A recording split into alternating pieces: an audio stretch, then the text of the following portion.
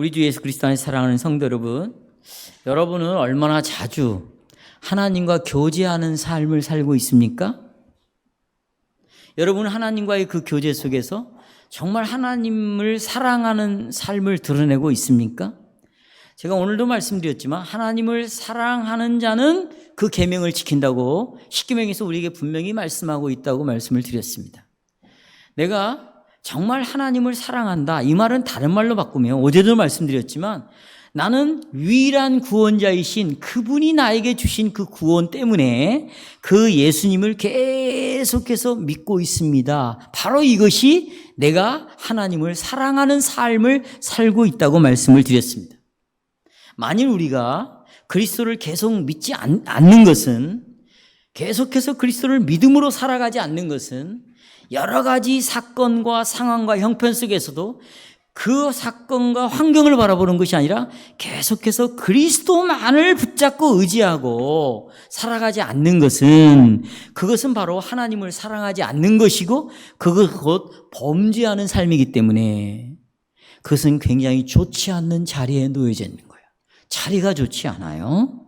그래서 요한복음 3장 18절에 보면 너희가 예수 그리스도를 믿지 않는 자, 그것이 곧 하나님의 사랑이에요. 믿지 않는 자는 이미 정죄를 받았다고 말하고 있고, 요한복음 3장 36절에는 예수 그리스도를 믿지 않는 자는 이미 네 위에 하나님의 진노가 머물러 있다, 이렇게 말하고 있습니다. 그러니까 우리가 예수 그리스도를 믿는 죽은 믿음 말고, 교회에서만 믿는 거 말고 일상생활에서 늘 계속해서 초마다 분마다 항상 우리는 기울어져 있고 죄를 지을 수 있는 이런 상황에서 계속해서 예수를 믿는 그런 살아있는 믿음이 없이는 우리는 하나님께 잘려진 자고 우리에게는 아무런 소망이 없이 살아갈 수밖에 없는 자들입니다. 그래서 이 세상 사람들은요, 이 세상에서 만족을 찾기 위해서 몸부림을 치는 거예요. 몸부림을 치고 있어요. 가족들에게서, 친구들에게서 행복을 찾으려고 그러고, 아니면 내가 일하는 직장이나 내가 버는 그 돈 몇 푼에게서 내 진정한 행복과 즐거움을 찾으려고 그러고, 어떤 사람은 자기가 정해놓은 이기적인 그 만족, 우리가 안목의 정력과 그 다음에 뭐가 있어요? 이생의 자랑이 있잖아요. 그 자랑이 뭐냐면 아담과 하와가 선악과를 따먹고 하나님처럼 되려고 하는 자기 숭배거든요. 이 생에서 자랑거리를 찾는 거예요. 나는 이렇게 성공했다, 나는 내가 원하는 목적을 이렇게 했다, 이루었다. 이건 전부 자기 자랑이거든요. 이 자기 자랑은 곧 자기를 우상화시키는 것입니다. 그래서 사람들은 전부 자기를 우상화시키려고 그렇게 죽도록 수고하고 노력하고 애쓰는 거예요. 그래서 그 결과를 딱 성취하면 그때부터는 눈에 뵈는 것이 없어요. 그가 성취한 것들을 자랑하고 살아가는 것이에요. 네. 이렇게 이런 세상에서 이기적인 그런 만족을 통해서 자기 자랑을 찾고 거기서 그런 것들을 목적을 성취함으로 행복을 찾는 것이 이 세상 사람. 그러나 그들이 한 가지 불행하게도 놓치는 것이 있어요. 그들의 인생이 언제 죽을지는 모르지만 마지막 카운터 앞에서 하나님 앞에 서게 될 것이다. 그리고 하나님은 반드시 그가 살았던 모든 삶을 계산하게 될 것이다. 이걸 잊어버리고 그 다음에 그냥 편안하게 살아가고 있다는 것이 이들의 불행입니다. 자, 핸드아웃 보시면, 그래 전도서에서 이렇게 말합니다. 12장 14절, 하나님은 모든 행위와 모든 은밀한 일을 선악간에 심판하리다. 여러분의 그동안 행위, 모든 누구도 모르게 행했던 그 은밀한 일까지도 하나님이 심판한대요. 고린도후서 10절에 보면 이는 우리가 다 반드시 그랬어요. 다 반드시 누구나 예외 없이 그리스도의 심판대 앞에 나타나게 돼요. 각각 모든 사람 한 사람이 선악간에 그 몸으로 행한 것을 따라 심판을 받는다 그랬어요. 이 심판을 피할 수 있는 이 계산대에서 피할 수 있는 사람은 아무도 없습니다. 그렇습니다. 모든 인간은 어린아이부터 어른에 이르기까지 각 사람이 마지막 날에 하나님의 심판대 앞에서 내가 어떻게 살아왔는가가 다 드러나게 될 것입니다. 그리고 내가 왜 이렇게 살았는지 하나님 앞에서 낱낱이 다 설명해야 될 것입니다. 그것이 믿음과 관련되어 있지 않은 행위라면, 믿음과 관련되어 있지 않는 행동이라면 그들은 곧바로 거기에서 심판을 받을 것이에요. 그러나 이것이 그리스도와 관련되어 있고 믿음과 관련되어 있고 하나님의 나라와 의와 관련되어 있다면 하나님은 그에게 상급을 내리실 것입니다. 그것이 구원이요, 그 상급이 영생이요, 그 상급은 영원히 하나님과 함께 교제 안으로 들어오게 할 것이에요. 그러니까 선악간에 참과 거짓이 누군가, 참 믿음을 가진 자인가 거짓 믿음을 가진 자인가는 마지막 심판대 앞에 드러나는데, 그 전에 먼저 보십시오. 이 교회에게 천국 열쇠를 주었습니다. 천국 열쇠. 그게 복음 설교예요. 이 설교를 진짜 믿음으로 받아들인 자는 참된 믿음을 가진 자로 천국 문이 열리지만, 그러나 이 복음 설교를 믿음으로 받지 않는 자는 결코 이 땅에서부터 참 하나님 나라에 들어갈 수가 없으니 그는 거짓 신자로 드러날 수밖에 없습니다. 또 뿐만이 아닙니다. 복음 설교가 천국 열쇠일 뿐만 아니라 이 교회에게 여러분들에게 천국 열쇠를 주었어요. 그게 상호 권징이라는 것이에요. 정말 우리가 구역 모임 속에서 또 가족 식구들끼리 들은 말씀에 근거해서 서로가 이런 얘기를 나눌 때 아멘, 이것은 진리입니다. 변하지 않는 하나님의 말씀입니다. 나는 이 말씀을 내 영혼의 양식으로 받습니다. 그러면 이 영혼은 천국이 열리는 거예요. 다시 말하면 언약의 복이 주어지는 것이지만, 이런 말씀을 나누는 걸 거부하고 말씀 나누기를 싫어하고 또 들은 설교에 대하여 권면을 받는 것을 싫어한다면 이미 그 마음은 굉장히 강팍해진 거니까 회개하고 돌아와야 되겠죠. 은혜를 구해야 되겠죠. 이렇게 성경은 예수 그리스도의 복음을 거부하고 주님을 믿지 아니하고 그 주님을 믿음으로 하나님을 사랑하는 길에서 벗어난 자들은 하나님의 심판을 받는다. 이건 오전 설교와도 마찬가지입니다. 그래서 제가 말씀드린 거예요. 나는 한번 선택받았으니 이제 이런 것이 없을 것이다. 절대로 그렇게 생각하면 안 됩니다. 지금 우리가 선택 때문에 선택 가지고 살아가는 것이 아닙니다. 지금 우리가 선택을 받았다면 언약을 가지고 하나님이 우리를 대하시고 우리는 언약을 가지고 누구를 나가는 겁니까?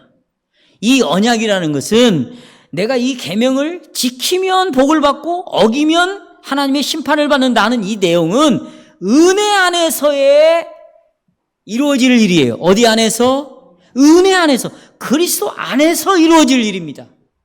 내가 그리스도 안에서 이 언약을 이해하고 있다면 설령 내가 이 계명을 어겨서 하나님으로부터 정말 재앙을 받는다 할지라도, 그러나 두려워하지 않을 것은 내가 그리스도를 의지하고 있고 그리스도 안에 내가 있고 내가 그리스도 안에 있고 그리스도가 내 안에 있기 때문에 하나님의 재앙이 올 때마다 주님은 나를 변호해 주실 것이고 나를 다시 은혜의 보좌 앞에 나가서 진심으로 회개하고 주님을 찬양할 수 있도록 만들어 주실 것이니까 이런 재앙들이 와도 우리에게는 겁먹을 필요가 없다. 왜? 재앙이 온다고 하나님으로부터 우리가 분리가 되냐? 천국 갈 사람이 지옥에 가냐? 그러지 않습니다. 따라서 언약은 율법주의를 말하는 것이 아니라 은혜 안에서의 언약은 더욱더 은혜 안에서 살아갈 수 있도록 인도하는 복음이 언약이에요. 아멘이십니까? 예. 그래서 이 하나님의 복음을 거부한 자들에게 이제 하나님의 형벌을 내리는데, 그 하나님의 형벌을 내리는 방식이 성경에 소개되고 있어요. 그 중에 하나가 지옥을 형벌로 말하고 있습니다. 보십시오. 성경은 지옥을 영원한 불이라고 말합니다. 또 캄캄한 어둠이라고 봐요. 여러분 이런 말들을 다 아는 것 같지만 실은 제가 풀어드리면 이게 이런 뜻이었어? 이건 처음 듣는 말이야? 이렇게 말할 수 있어요. 설명을 할 수가 시간이 없기 때문에 여기 영원한 불, 그 다음에 지옥은 캄캄한 어둠. 아까 흑암이 임했죠? 그것은 곧 그들이 지옥 안에 떨어졌다는 걸 의미해요. 그 다음에 지옥에서는 슬피 울며 이를 갑니다. 또 쉼을 얻지 못하는 곳입니다. 또 데살로니가 후서 1장 9절은 하나님으로부터 분리된 것이다.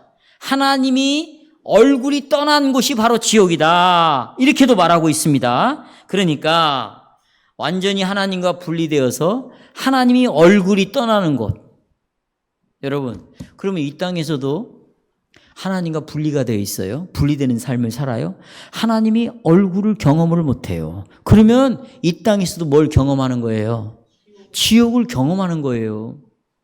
내가 교회를 다니는데 하나님이 나와 함께 말씀과 성령으로 이끄시는 것을 전혀 느끼지 못해. 경험을 못해. 다시 말하면 내가 들은 말씀들이 생각이 나고 배웠던 진리가 생각이 나서 어떤 상황 그리고 삶을 살아갈 때 말씀과 성령이 이끌어간다면 이 사람은 천국 안에 하나님의 통치 아래 있지만 이런 것들을 경험하지 못하고 이 말씀의 인도를 받지 않고 살아간다.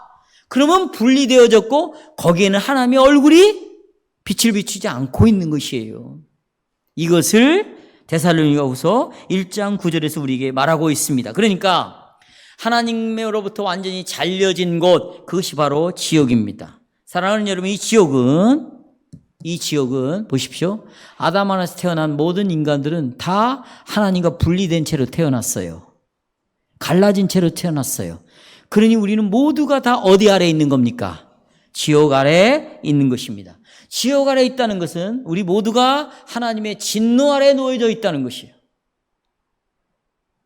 그러니까 여러분들이, 우리 청년들, 불신자인데도 분명한 신앙 고백을, 예수 그리스도를 믿는 고백을 하지 않는데도 내가 이 사람과 사귀겠다, 사귀고 있다, 내가 이 사람을 결혼하겠다.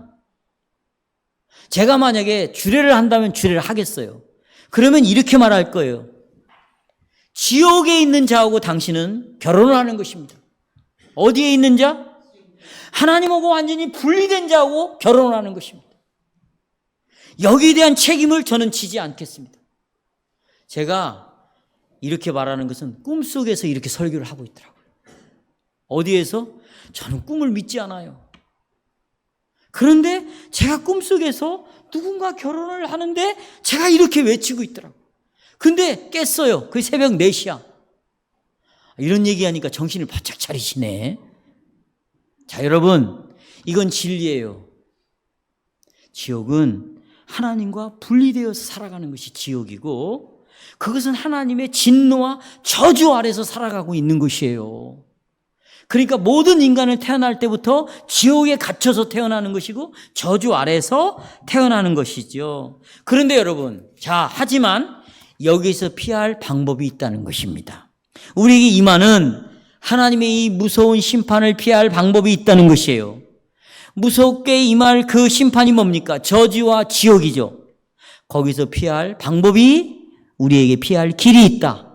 그 길이 뭡니까? 예수 그리스도를 믿는 믿음의 길입니다. 예수 그리스도를 믿는 뭐라고요? 믿음의 길입니다. 웅이야, 예수 그리스도를 믿는 믿음의 길이 지옥에서 피할 수 있는 유일한 길이다. 예. 그래서 오늘 오후에 우리는 그리스도께서 우리를 구속하기 위해서 어떻게 고난을 당하시고 속죄 제물로서 고난을 당하셨는가, 이걸 우리가 오늘 살펴볼 거예요. 왜냐하면 이 길이, 이것이 지옥을 피할 수 있는 길이니까 이걸 살펴보겠습니다.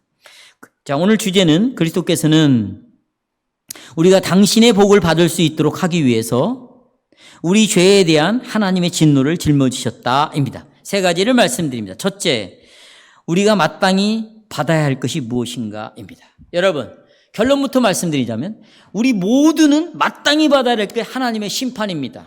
하나님의 저주입니다.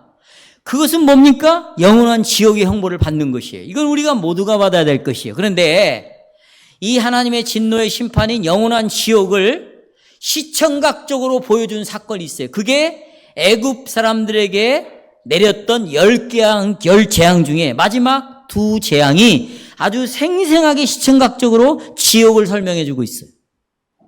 그래서 이 애굽의 심판을 통하여서, 이 애굽 재앙을 통해서 앞으로 예수 그리스도를 믿지 않고 거부하는 자들에게 가야 할 곳이 어딘가, 어떤 심판을 받는가를 우리에게 자세하게 아주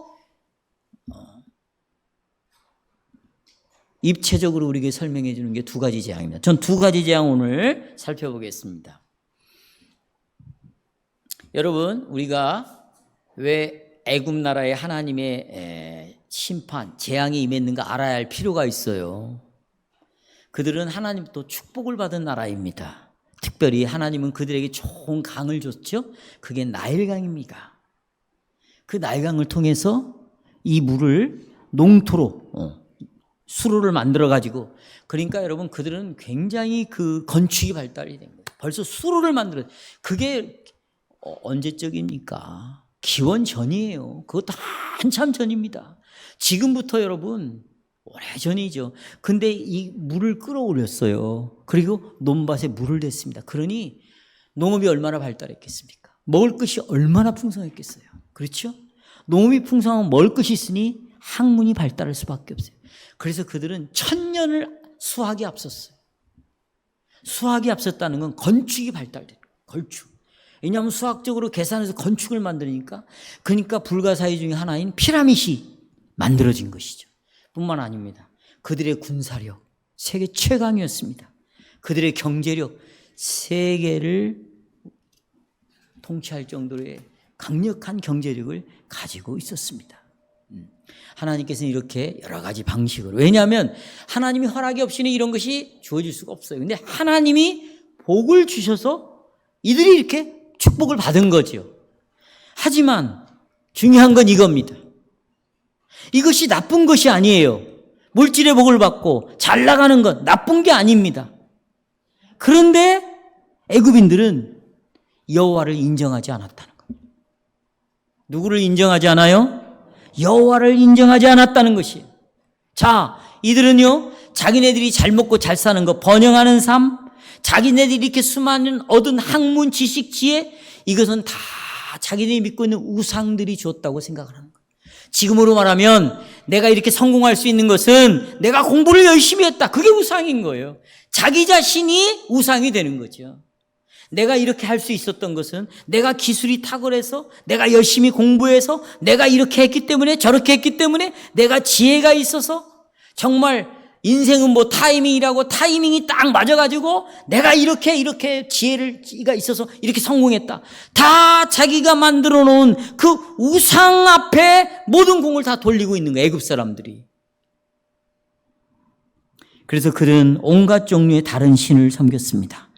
여러분이 아시다시피 어떤 특정 시대에 야곱의 가족은 기근이, 가뭄이 오니까 애굽으로 살기 위해서 이주를 했습니다.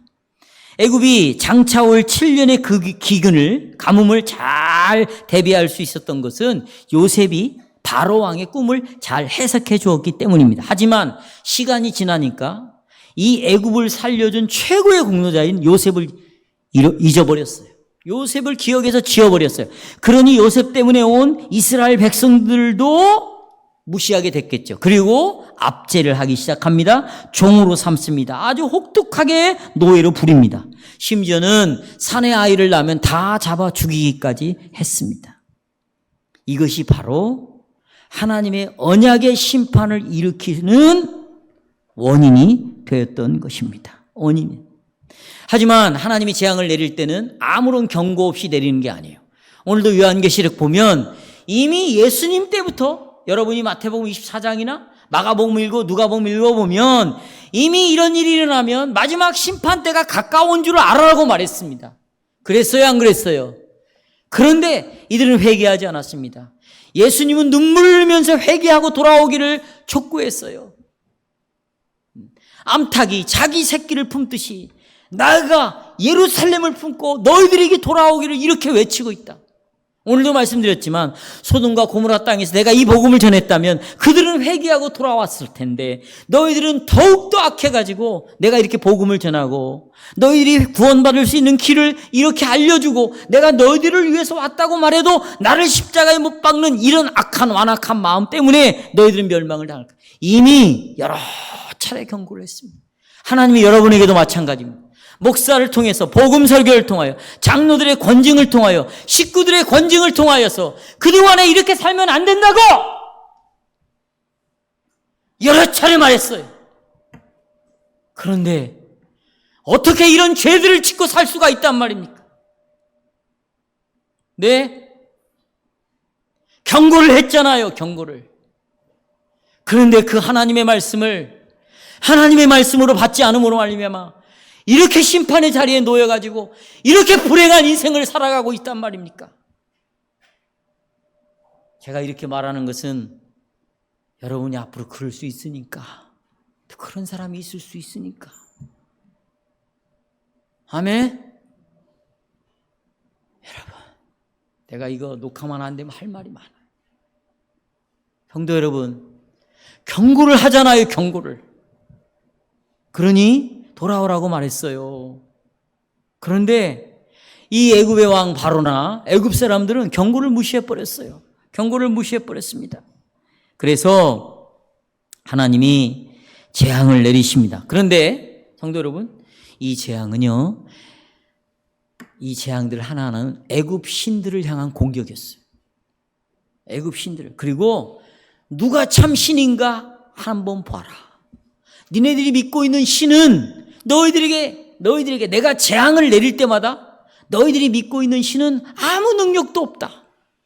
그들은 다 한계가 있다. 흑암을 내려도 빛을 비추는 신이 있는데 그 빛이 한번 비춰봐라는 거예요. 이 죽음과 생명을 주장하는 신이 있는데 내가 장자를 다 죽일 것이다. 그러면 다 살려내봐라는 거예요. 그런데 이 인간이 만들어 놓은 신들은 아무것도 하지를 못했어요. 여러분이 믿고 있는 그 능력들, 여러분이 자랑하고 있는 것, 지금 뭔가 희망을 붙잡고 있는 그런 것들이 정말 어려움이 오고 죽음이 앞에 오고 병든 자가 생겼을 때 과연 여러분 이런 것들이 여러분에게 도움을 줄 수 있습니까? 병을 고칠 수 있어요? 죽은 자를 살려낼 수 있어요? 여러분이 회사에서 쫓겨났을 때 그 사장의 마음을 감동시켜서 다시 그 자리로 올려올 수 있어요? 한번 해보세요. 그래서 10가지 재앙을 통해서 하나님은 애굽의 신들이 얼마나 무능한가, 얼마나 한계가 있는가, 그리고 나 여호와만이 전능하신 하나님이다, 이것을 보여준 것이에요. 이것을 보여준 것입니다. 오늘 우리는 하나님께서 애굽인들이 가져온 2가지 재앙에 초점을 맞추려고 해요. 이렇게 하는 이유가 있습니다. 이 2 재앙은 하나님의 심판을, 그리고 또 하나는 하나님의 저주를 아주 시청각적으로 실제적으로 잘 보여주고 있습니다. 만일 우리가 회개하지 않고 예수 믿기를 거절한다면 바로 이 2가지 재앙이 내리는 것처럼 우리에게도 재앙을 내린다. 이걸 아주 실제적으로 잘 보여주고 있습니다. 자, 9번째 재앙은 흑암의 재앙입니다. 흑암의 재앙. 여러분, 이제 태양이 저녁이 되면 빛을 잃죠? 그 다음에 어둠이 옵니다. 그러면 자잖아요, 우리가. 그건 재앙이 아니에요. 아니, 낮이 되었다가 밤이 되면 캄캄해지고, 그러면 우리는 잠을 자는 거예요. 이건 재앙이 아니죠. 그런데 예수님이 3일 동안 내린 이 흑암의 재앙은 달랐어요. 보겠습니다. 핸드아웃 10장, 출애굽기 10장 22, 23절. 모세가 하늘을 향하여 손을 내밀매 캄캄한 흑암이 3일 동안 애굽 온 땅에 있어서 그동안은 사람들이 서로 볼 수가 없습니다. 또 자기 처소에서 일어나는 자가 없으되 온 이스라엘이 거주하는 곳에는 빛이 있었더라. 그러니까 이스라엘 백성들은 빛이 있었고 애굽 나라의 땅에는 애굽 사람들에게는 캄캄한 어둠이었습니다. 어둠. 그러면 여러분, 이게 그 등불, 그 기름에다가 불을 붙이면 여러분 이제 등불이 되잖아요. 그 등불도 찾을 수 없게 만들어 놨어요. 그러니까 캄캄하다고 뭐 불을 켜고 그럴 수도 없게 만들어 놨단 말이에요. 그런데 이 3일 동안 캄캄하게 하신 것은 보십시오. 하나님이 왜 그랬을까요? 너희들이 믿고 있는 신들을 생각해 보라는 거예요. 신들을. 그들이 과연 도움을 줄 수 있는 것인가? 그리고 또 하나는 이렇게 너희들이 나를 찾지 않고 회개하지 않으면 이제는 더 무서운 재앙을 내리신다. 오늘도 보십시오. 인재앙보다는 나팔재앙이 더 강력한 재앙이었잖아요. 그렇죠? 하나보다는 2번째 나팔이, 2번째면 3번째, 3번째보다는 4번, 앞으로 가면 갈수록 이 재앙은 더 심해요. 그러니까 어둠을 통해서 죽음을 경험하게 하고 이제 곧 우리에게 조금이 오고 있구나. 그러니 하나님 외에는 다른 신이 없으니까 빨리 돌아와야 되겠다. 이런 생각을 갖게 한 거겠죠. 어둠의 재앙이 특별히 애굽인들에게 힘들게 한 것은 그들이 전부 다 태양신을 믿고 있었어요. 지난번에도 말씀드렸지만 이 신의 이름은 라라는 신입니다. 라라는 신. 이 태양신은 그들의 대표 신이었습니다. 애굽인들은 동쪽에서 이제 아침이 되면 동쪽에서 태양신이 딱 떠오르잖아요. 그러면 다 환호성을 질렀어요. 왜요? 저 태양신은 생명을 주는 신이다. 빛을 주는 신이다. 어둠을 이기는 신이다. 저 신만이 우리를 지켜줄 수 있다. 왜? 태양이 뜸으로 우리가 활동할 수 있고 농사를 지을 수 있고 저 태양을 통해서 모든 식물이 동물이 살아갈 수 있으니까. 그렇죠? 저 태양의 신은 생명의 신이다. 이런 생각을 다 갖고 있었습니다. 그런데 보세요. 하나님이 태양을 어둡게 해버렸어요. 애굽 사람들이 가장 강력하게 믿고 있었던 그 라신을 어둡게 만들어버렸어요. 그러니까 하나님이 라신을 이기신 것이죠. 그것은 여호와께서 애굽에서 생명과 죽음을 다스리는 신은 라가 아니라 누구다? 하나님이시다. 이것을 보여주었던 것이죠. 자, 3일 동안 흑암이 지배하고 있었을 때 라라는 신은 빛과 생명을 주지 못했습니다. 이 라라는 신도 이 우상도 죽음과 심판의 영역에 갇혀버렸던 것이죠. 그래서 이 지옥과 같은 것을 경험하면서 생명과 죽음을 주관하시는 분은 바로 하나님이시다. 이걸 알게 했던 거예요. 애굽 사람들에게. 성경 전체에서 성도 여러분, 어둠은 하나님의 심판을 이렇게 상징을 했습니다. 자, 사무엘상 2장 9절 보시겠습니다. 그가 그의 거룩한 자들의 발을 지키실 것이요. 그 다음에 악인들을 흑암 중에서 잠잠하게 하시니 힘으로는 이길 사람이 없다. 그 흑암을 이길 사람이 없는 거죠. 아모스 8장 9절. 주 여호와의 말씀이니라. 그날에 내가 해를 대낮에 지게 하여 해를 지게 해서 백주의 땅을 캄캄하게 하겠다.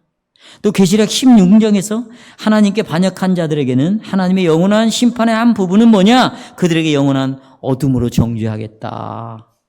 이 어둠은 하나님의 심판을 상징했어요. 그러면 하나님은 어떤 분이냐? 성경은 하나님을 빛으로 표현을 했어요. 여러분 보십시오. 여러분이 창세기 1장 2절에 보면 땅이 공허하고 혼돈하며 흑암이 어떻게? 깊음 위에 있다. 땅이 다 흑암이에요, 흑암. 그런데 그 흑암 속에서 하나님이 말씀하시기를 뭐가 있으라? 예, 이렇게 말씀했습니다. 빛이 있으라는 이 빛은 저 태양빛을 가리키기도 하지만 1차적으로, 2차적으로는 영적인 세계에 빛을 주시는 분. 흑암에서, 다시 말하면 지옥에서 건져내어서 천국으로 인도하여 참 빛에 거하게 할 수 있는 분은 하나님밖에 없다. 그래서 하나님이 빛을 창조하셨다. 이것을 우리에게 말씀하시고 싶었던 것입니다. 그래서 어둠이 나타날 때 그것은 하나님께서 떠나신 것을 상징하는 것입니다. 어둠이 나타난다는 것은 곧 하나님이 떠났다는 것이요. 그것은 지옥이라는 말이에요. 그것은 그들이 엄청난 심판 아래에 있게 될 것을 말합니다. 태양신을 섬겼던 라 숭배자들인 애굽인들은 이 사실을 이해했어요.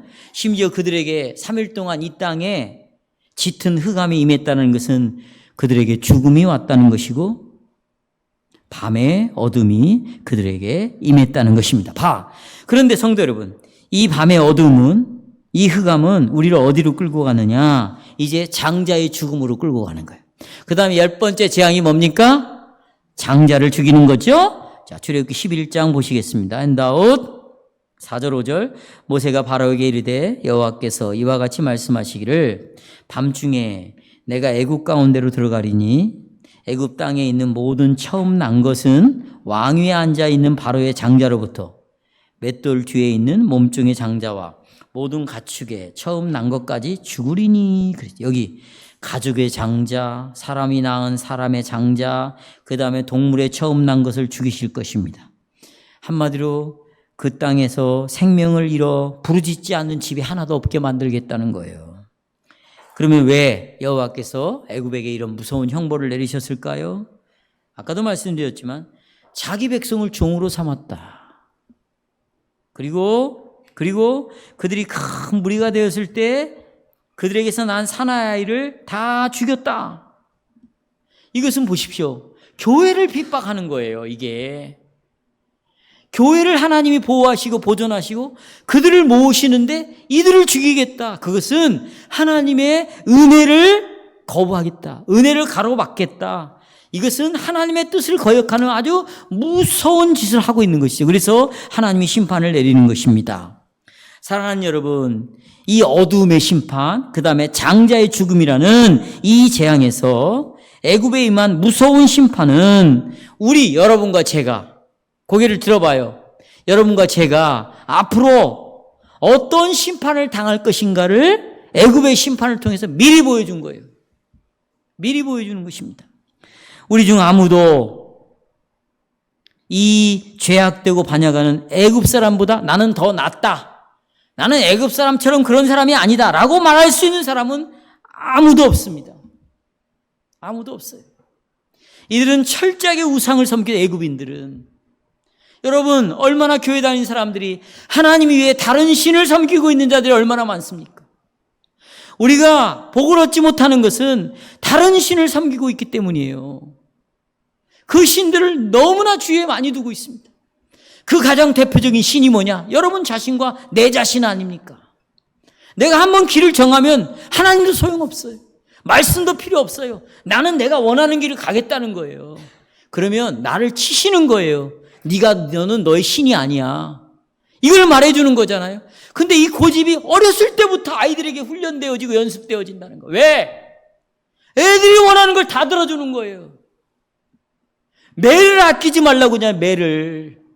부모들도 자식이 성경에서 떠나면 아니다라고 말해줘야 되는데 그래 타협하는 거예요. 포용해 주는 거예요. 그래 그렇게 해봐라. 여러분 우리는 이미 하나님 외에 다른 신을 섬기고 있습니다. 또 여러분과 나는 얼마나 내 소견에 오른 대로 내게 어울리는 그런 우상을 만들어 놓고 자기 방식대로 예수를 믿습니까? 그렇잖아요? 뿐만 아닙니다. 안식일을 지키는 걸 한번 생각해 보십시오. 제가 지금 4번째 계명까지 왔습니다. 여호와의 이름을 만으로 여기는 것도 마찬가지고 부모에 대해서 생각을 해 보십시오. 여러분 정말 부모를 공경하는 자들입니까? 그렇다면 여러분의 부모를 이렇게 놔둬서는 안 되죠. 끊임없이 가서 복음을 전해줘야죠. 예수를 믿으라고 말해줘야죠. 그렇지 않아요? 이웃에 대하여 얼마나 우리가 폄하하고 이웃에 함부로 판단하고 이웃을 정죄하고 살아가고 있습니까? 이런 것들을 하나하나 살펴보면 우리는 애굽의 사람들보다도 나을 바가 있다 없다? 없어요. 없습니다. 그렇게 태어났습니다. 그래서 창세기 6장에서 뭐라고 말합니까? 같이 보십시다. 사람의 마음의 생각의 모든 계획이 항상 뭐하다. 또 예레미야에서는 만물보다 거짓되고 심히 부패한 것이 인간의 뭐다? 마음이다. 우리의 마음은 그렇게 오염되어 있어요. 이사야 53장 6절에 보면 우리는 다 양 같아서 어떻게 행했다? 다 그릇 행하였습니다. 그래요. 그러면 여러분과 제가 이렇게 범한 죄 때문에 무서운 심판을 받아야 돼요? 안 받아야 돼요? 받아야죠.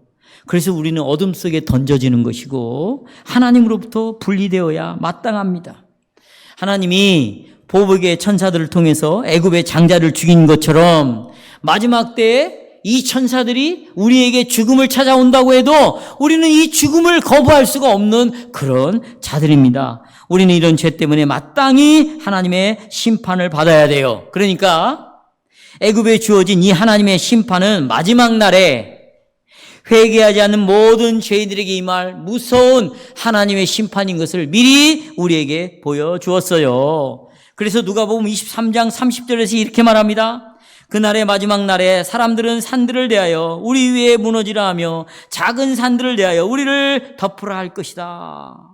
예, 이게 무슨 얘기예요? 너무나 로마의 군대들이 70년에 막 쳐도 다 죽이니까 산으로 숨어도 소용없어. 작은 산으로 피해도 바위 속에 들어가도 다 잡아 다 죽인다네. 그러니까 산들아 차라리 무너져라. 그래서 우리를 죽여라 그랬어요. 마지막 때 일어날 일이라고. 그게 우리 눈앞에 코앞에 있지 않습니까 지금? 그런데 성도 여러분, 자, 우리는 이렇게 흑암의 재앙, 심판, 장자의 죽을 때 우리가 죽음을 피할 수 없는 그런 하나님의 심판을 받아야 마땅한 자지만 그러나 하나님께서는 당신의 은혜로 이 죄와 비참함에서 우리를 벗어나게 했다는 거예요. 그렇다면 어떻게 벗어나게 했는가를 알려면 예수님이 우리를 위해서 당하신 고난이 어떤 고난인가를 알아야 되겠죠. 그렇죠? 자, 두 번째입니다. 성경은 37문답 중간에 보시면 그리스도께서 속죄 제물로서 영원한 정죄로부터 우리를 구속하여 하나님의 은혜의 영원한 생명을 획득하는 방식을 분명히 우리에게 말합니다. 우리가 어떻게 은혜를 얻을 수 있는가, 어떻게 심판받지 않고 구원을 얻고 의를 얻을 수 있는가, 이 방식을 오늘 여기 알려줬단 말이에요. 자, 성경은 보십시오. 자, 성경은 때때로 하나님께서 백성을 어떻게 버리시는가 이걸 설명해 줘요. 그런데 신명기 31장 여기 hen다오 16, 17절에 보면 16절 제일 마지막에 보면 16절 마지막에 그들이 뭘 어겼어요? 그랬더니 17절 진노하여서 뭘 숨겨버렸어요? 그들을 버리며 그랬어요. 내 얼굴을 뭐 했다? 그랬더니 그들이 삼킴을 당하여 허다한 재앙과 환란이 왔단 말이죠. 그렇죠? 그러니까 여러분 하나님의 심판은 뭐냐면 그들을 여기 버리며 얼굴을 숨기는 거예요. 그들을 버려버려. 그들에게 하나님의 얼굴을 나타내 주지 않아. 이것이 곧 하나님께 버림받는 모습이거든요. 그걸 다윗이 이렇게 말합니다. 27편 9절에서 주의 얼굴을 내게서 뭐하지 마옵시고 주의 종을 놓아여 버리지 마옵시고. 두 가지. 얼굴을 숨기지 마십시오. 나를 버리지 마십시오. 주는 나의 도움입니다. 나의 구원입니다. 나를 버리지 마시고 떠나지 마십시오. 이렇게 말하고 있는 거예요. 그러니까 보십시오. 하나님의 심판은 버리는 거예요. 그 다음에 얼굴을 숨겨버리는 거예요. 우리가 보통 이렇게 말합니다. 하나님이 나를 버리신 것 같아. 나는 하나님 앞에 버림당한 것 같아. 이런 느낌을 갖고 말할 경우가 있어요. 그러나 실제로 하나님께 버림당하는 경우는 한 사람도 없어요. 들어보세요. 그러니까 이게 지금 무슨 말인지. 버려버렸다면 여러분 곧바로 지옥에 가야 돼요. 그런데 나를 살려두고 있단 말이에요. 그리고 사계절을 통해서 먹을 걸 주십니다. 입을 걸 주세요. 다 나를 보호하고 입히신단 말이에요. 그렇다면 이것은 아직 내가 느낌만 버림당하는 것 같아지 실제로는 버림당한 것이 아니에요. 아멘이세요? 이걸 잘 분별할 줄 알아야 돼요. 우리는 버림당하지 않았다니까. 그런데 완전히 실제로 버림당하신 분이 있어요. 누구? 예수 그리스도예요. 그래서 마태복음 27장 45절에서 보시면 정오 12시부터 오후 3시까지 태양이 뭘 잃었어요? 빛을 잃었어요. 흑암이 찾아왔어요. 3시간 동안. 우리는 이걸 신앙 고백에서 지옥에 내려가셨다고 말하는 거예요. 이 3시간을. 여러분, 예수님이 직접 저 지옥에 내려갔다 그런 말이 아니고, 아시겠어요? 지옥을 안에 갇히게 됐어요. 아까 애굽에 3일 동안 흑암이 왔다고 그러잖아요. 그것은 그들이 태양신을 믿고 있었는데 그 태양신을 짓밟아 버림으로 태양이 빛을 비치게 못하게 하시고 어둠 속에 가둠으로 그 신을 지옥에 가둬버리고 그 우상을 섬기는 백성들을 지옥에 가둬버린 것처럼 우리가 애굽 사람보다도 더 악한 우리가 죄인인 우리가 하나님 앞에 심판을 받음으로 어둠에 갇히게 되었는데 우리 대신에 우리를 끌어안고 대신에 지옥에 갇히신 분이 있어요. 몇 시간 동안? 누가? 예수 그리스도가. 근데 보세요. 이 예수님께서는 아까 성도 여러분 지옥은 뭐냐? 하나님께 버림당한 거다 그랬어요. 그렇죠? 흑암으로부터 지배를 당하는 거라고 그랬어요. 얼굴을 하나님이 돌리는 게 지옥이에요. 그러니까 다윗이 돌리지 말라고 그러죠. 근데 예수님 보세요. 나의 하나님, 나의 하나님, 어찌하여 나를 뭐 했냐고요? 버렸어요. 3시간 동안 하나님의 얼굴을 자기 아들에게서 돌려버렸어요. 다시 말하면 하나님과 교제를 끊어버렸어요. 하나님께서. 하나님이 함께하지 않았어요. 심지어는 성령의 은혜도 철회돼 버렸어요. 그 예수님을 돕던 마귀들도 다 떠나버렸어요. 이건 실제로 완전히 분리된 거고, 완전히 하나님이 고개를 들린 거고, 완전히 흑암에다가 집어넣어 버렸어요.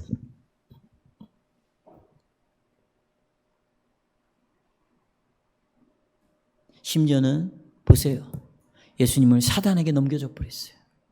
사단은 하나님의 심판을 수행하는 도구로 사용되는 거예요. 예수님께서는 지옥의 고통과 지옥의 아픔을 우리처럼 받은 것이 아니라 실제로 완전하게 경험을 하셨습니다. 이 고난이, 이 심판과 하나님의 저주가 정말 예수님에게 고통스러운 것은 하나님 아버지께 버림당했다는 사실입니다. 네, 버림당했어요. 완전히 잘려졌어요. 그러면 그리스도께서 여러분 이렇게 버림당해야 될 이유가 있지 않겠어요? 애굽의 사람들은 이런 하나님의 버림당하는 저주를 받는 이유가 분명히 있었잖아요. 하나님을 인정하지 않았잖아요. 그럼 예수님이 이런 버림당한 이유가 뭡니까? 예수님은요, 육신의 몸을 입고 두 번째 아담으로 왔어요. 그리고 우리 가운데 거하셔서 우리를 대신해서, 여러분과 저를 대신해서 하나님이 당하는 이 어둠의 심판을 장자가 죽는 것처럼 우리의 영과 몸이 영원히 죽는 그 죽음을 대신해서 이 흑암을 대신 짊어지고 이 죽음을 대신 짊어지시고 여러분과 죄를 이 죄로부터 구원하시기 위해서 오신 거예요. 하나님의 진노가 보십시오. 애굽에게 임했을 때 죽음의 천사가요, 장자를 지나갈 때마다 애굽의 가축의 첫 새끼, 그 다음에 사람의 첫 아들을 지나갈 때마다 전부 죽어갔어요. 이 죽음의 천사가 지나갈 때 모두가 죽어갔습니다. 그런데 여호와께서는 피를 보는 집만 죽음을 통과시켰어요. 그 피는 뭐냐? 하나님의 자비의 손길이었어요. 그 피는 뭐라고요? 자비의 손길이었어요. 여러분, 구약의 이스라엘의 죄가 용서받는 길은 속죄 제물을 통해서 어린 양이 피를 흘림으로 이 인간의 죄가 용서받았는데, 그 어린 양은 누구를 가리켰어요? 보라, 세상 죄를 지고 가는 어린 양 누구? 예수. 그리스도. 핸드아웃 보십시오. 고린도전서 5장 7절에 보면 그리스도를 유월절 양이라고 말했어요. 그렇죠? 예수님을 뭐라고? 유월절 양. 그리고 갈라디아 3장 13절에 보면 그가 우리를 위하여 저주를 받은 바 되사 율법의 저주에서 우리를 속량, 우리를 그 저주에서 죄값을 치룬 그 값이 바로 예수님의 피다. 그 피로 우리를 구원해냈다. 그것을 예수님이 그 값을 지불했다. 우리에게 말해주고 있어요. 고린도후서 5장 21절에는 하나님이 죄를 알지도 못하신 예수님에게 죄를 지은 자처럼 뒤집어 쓰여가지고 우리를 하나님 앞에서 의로운 자가 되겠다, 이렇게 말하고 있습니다. 그리스도께서는 보십시오. 우리를 이 흑암에서 자유케 하려고, 이 죽음, 이 두려움, 죽음에 대한 두려움, 여러분 얼마나 무서운지 몰라요. 죽음이. 이 죽음의 두려움에서 우리를 자유케 하려고 그분이 대신 흑암, 지옥으로 들어가셔서 3시간 동안 아버지로부터 버림을 당하시고, 그분이 그렇게 버림당하심으로, 죄값을 치르심으로 이제는 우리의 죽음으로부터, 우리를 두려워하지 않고 죽음으로부터 자유케 하는 놀라운 은혜를 우리에게 주셨어요. 뿐만 아닙니다. 보십시오. 제가 지금 어린 양의 죽음을 말했어요. 예수님은 맏아들로 오셨어요. 따라서 맏아들.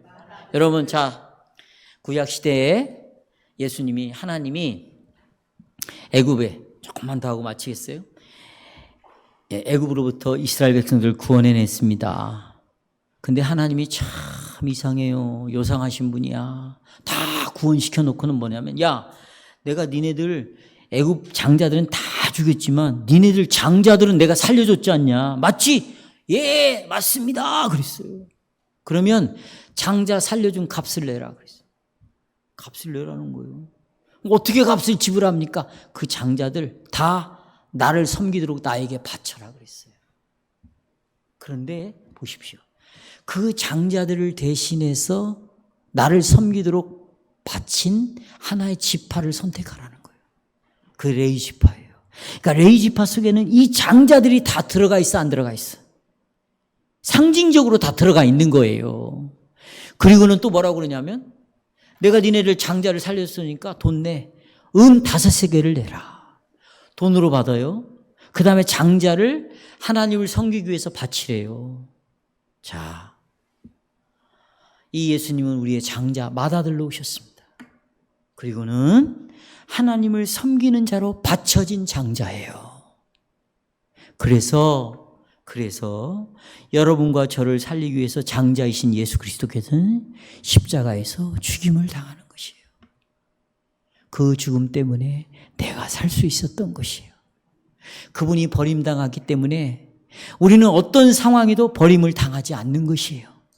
심지어는 7 재앙이 내리고 나팔이 불어도 7 대접의 심판이 내려와도 끝까지 우리의 믿음을 지켜주시는 분은 그리스도시에요. 이 구원은 영원한 구원이에요. 이 구원을 믿도록, 이 구원을 바라보도록 끝까지 우리의 믿음을 지키시는 것은 성령이에요. 근데 이 믿음을 어디를 통해서 지키냐? 이거 중요해요. 각자 개인적으로 지키는 것이 아니에요, 여러분. 신앙은 각자 독립운동해 자기 믿음을 지키는 게 아니라고. 교회를 통해서 지키는 거예요. 왜? 교회는 신자의 어머니이기 때문이에요. 이 어머니 같은 교회를 통하여 복음을 듣게 하고 그 복음 설교를 듣고 내가 끝까지 살아남을 수 있는, 영생을 얻을 수 있는 것은 나를 위하여 구속을 이루신, 나를 대신해서 내 자리에서 고난을 당하신, 하나님으로부터 버림을 당하시고 지옥을 갔다 오시고 그 다음에 장자로서 내 대신 죽음을 대신 치러주신 이 예수 그리스도만이 나의 이 죽음에서 자유케 하고 이 하나님의 진노와 저주에서 나를 자유케 하는구나. 이 믿음을 복음 설교를 통해서 끝까지 성령께서는 믿음을 붙잡게 하는 거예요. 아멘.